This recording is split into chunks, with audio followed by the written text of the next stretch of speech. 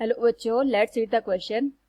Sky appears blue due to A. Dispersion, B. Scattering of light, C. Atmospheric refraction and D. Reflection. Now to answer this question first we will discuss here the key concept, and here the key concept is given as scattering of light.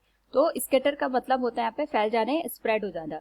तो scattering का मतलब ये होता है, suppose हमारे पास यहाँ पे light है वो किसी भी पार्टिकल से यहाँ पे जाके टकराती है. टकराने के बाद यहाँ पे जो लाइट होती है इसके जो डिफरेंट डिफरेंट कंपोनेंट्स होते हैं ये स्प्रेड हो जाते हैं. तो इसी को हम स्कैटरिंग का नाम देते हैं. हमें एक बात ध्यान रखनी है, जो यहाँ पे स्प्रेड होने या स्कैटर होने की इंटेंसिटी होती है that is directly proportional to 1/λ⁴. वो वेवलेंथ के यहाँ पे इनवर्सली प्रोपोर्शन में आती है.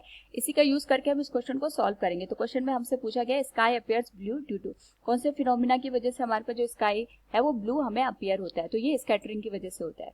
जैसे अब हमने डिस्कस किया कि हमारे पास यहाँ पे एटमोस्फेयर में डिफरेंट डिफरेंट पार्टिकल्स हैं. डस्ट के पार्टिकल्स हो गए हमारे पास, या फिर जो वाटर की ड्रॉप्स होती हैं, इनसे जाके जो हमारे पास लाइट होती है ये टकरा जाती है. तो जैसे हमारे पास जो लाइट है इन पार्टिकल से जाके टकरा गई. टकराने के बाद यहाँ पे, क्योंकि हमें पता है जो व्हाइट लाइट होती है ये अपने आप में यहाँ पे 7 कलर्स का कॉम्बिनेशन होता है. तो ये जो 7 के 7 कलर्स है एक साथ जाके पार्टिकल से टकराएंगे. टकराने के बाद ये फैल जाएंगे, लेकिन जो फैलने की इंटेंसिटी होगी यहाँ पे ये इनके वेवलेंथ पे डिपेंड करेगी.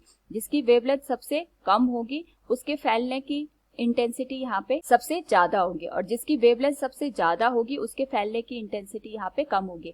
फैलने की इंटेंसिटी का मतलब ये हो गया कि अगर हमने 7 के 7 कलर्स को देखा यहाँ पे, तो इनमें सबसे कम वेवलेंथ का जो यहाँ पे हमारे पास वेव होगा वो सबसे ज्यादा फैलेगा, यहाँ पे सबसे ज्यादा स्प्रेड होगा, और जिसकी वेवलेंथ सबसे ज्यादा होगी वो सबसे कम हमें यहाँ पे स्प्रेड होता हुआ नजर आएगा. इसी का यूज करके हम यहाँ पे इसको एक्सप्लेन कर सकते हैं कि जब हमारे पास जो एटमोस्फेयर है, एटमोस्फेयर में जो छोटे छोटे पार्टिकल्स है, यहाँ पे हमें एक और बात ध्यान रखनी है, स्कैटरिंग हमारे पास तभी होती है जब हमारे पास जो पार्टिकल्स है जिससे लाइट टकरा रही है उसका जो साइज होता है ये हमारे पास कम होता है as compare to the wavelength.